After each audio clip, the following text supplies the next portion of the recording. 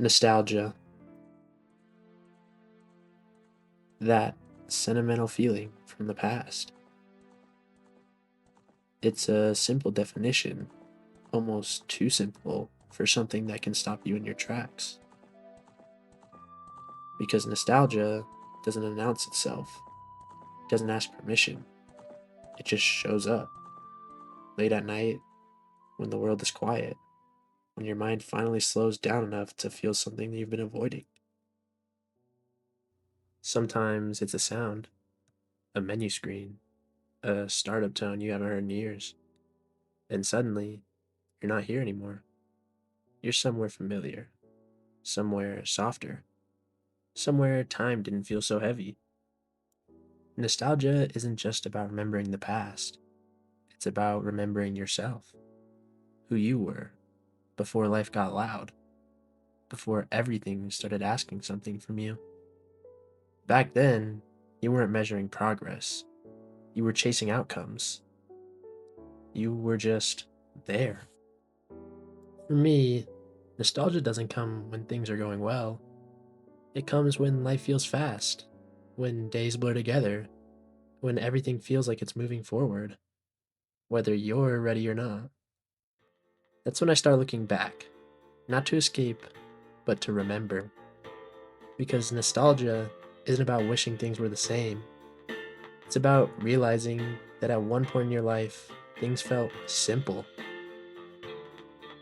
And when you start comparing that feeling to how games and life feel now, that's when nostalgia begins to mean something more. I was never able to play Black Ops growing up because my mom outlawed me from it. However, a core memory for me is just me and my brothers and them sneaking me onto BO2 zombies. I was never good at it, but just even hearing the transit song brings me back to a better time, one that felt much easier. Games didn't always look like they do now. Older games were rougher on the edges, low resolution, blocky models, simple textures. They didn't try to look real, they tried to look memorable. There was something honest about that, something unfinished in a way that invited you in. Your brain filled in the gaps, your imagination did half the work. Some of my favorite games to this day aren't AAA games. They're simple indie or really low quality but amazing story, or sometimes even just the way playing it made me feel. It's hard not to pick up an old Zelda game and just reminisce how I used to feel. Modern games are different though. They're beautiful, polished, hyper detailed, every texture perfect, every animation smooth. And that's impressive, but somewhere along the way, something's changed. Older games allowed silence, menus that just sat there, worlds that didn't consistently talk to you, long stretches where nothing happened. Modern games rarely let that exist. There's always a marker, a quest, a voice telling you where to go next. Older games trusted you with boredom, they trusted you to wander. And the role of the player has changed too. Back then, you weren't playing to be optimal. You weren't following a meta. You weren't comparing yourself to anyone. You were performing. You were alone with the game. No audience, no algorithm, no pressure. You didn't play to be good, you played to be there. And that difference, it matters. Because those limits, the silence, the slowness, the lack of direction, they created space. And that space is where nostalgia lives. Nostalgia doesn't show up randomly, it shows up during change, when life becomes uncertain, when things feel unstable, when the future starts asking questions you don't know how to answer yet. Your brain looks backwards for reassurance, not because the past was perfect, but because it's known. Nostalgia isn't escapism, it's grounding. It reminds you you've been okay before, you've felt peace before, you've lived moments worth remembering. That's why nostalgia hurts more as you get older. Not because the past was better, but because time feels faster. Now, of course, this wouldn't be a nostalgia video if I didn't talk about this one game, Minecraft.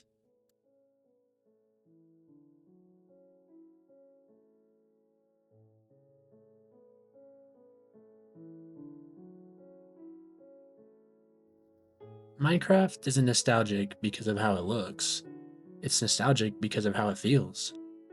There were no instructions, no right way to play, no expectation to finish.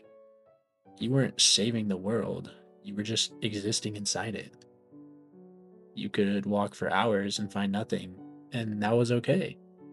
You could build something pointless, destroy it, start over. No one was watching. No one cared how efficient you were. Minecraft gave you something rare, a world that didn't rush you, a world that stayed the same while you slowly changed. And when you come back now, it feels different. Not because the world changed, but because you did.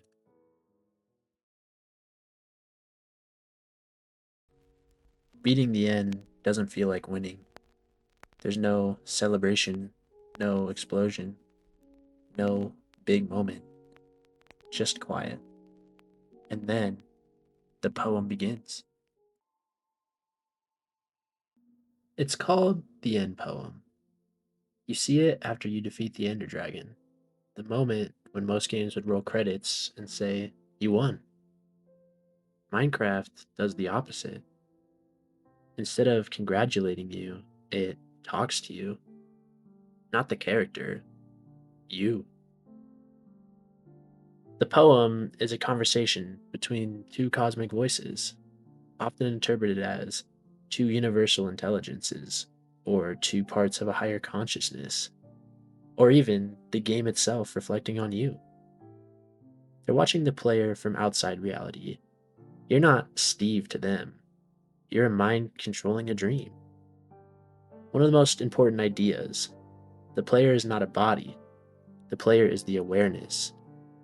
That's why the poem keeps calling you the player, not a hero, not a chosen one, just someone who woke up inside a world. At its core, the poem is about existence, identity, and meaning. Minecraft gives you zero instructions, no dialogue, and no goals beyond survive. So the poem reflects back what you did with that freedom. It asks questions like, why do we play? Why do we build? Why do we return to worlds we've already outgrown? And then it lands on the quiet truth.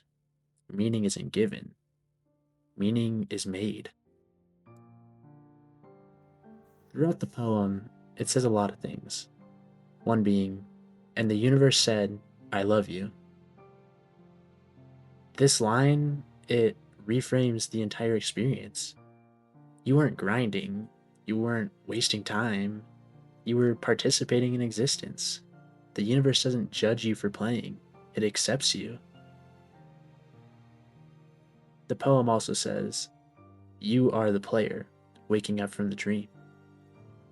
Minecraft is the dream, but so is life in a way. You step into roles, worlds, routines, and one day you wake up and realize time's passed.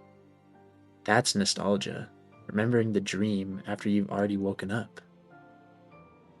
The poem ultimately says this: to be human is to love, even when it makes no sense. This is huge. Why do we miss old games, old worlds, old versions of ourselves? Because we love something finite, and love doesn't need efficiency or logic to be real. And the universe said, you have played the game well, not won, not perfected, just well. That line alone destroys the idea that life needs to be optimized to matter. You usually see this end poem years after starting Minecraft. By then, you've grown up, your life's changed.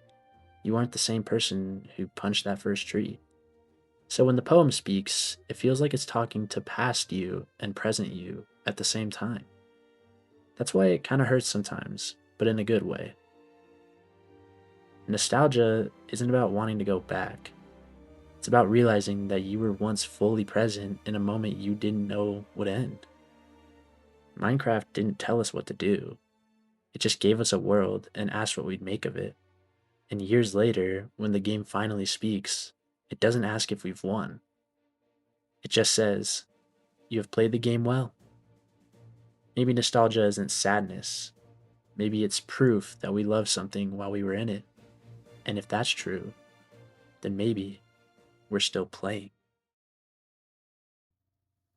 20 years from now, you will be more disappointed by the things that you didn't do than by the ones you did do. So throw off the bowlines, sail away from the safe harbor, catch the trade winds in your sails, explore, dream, discover.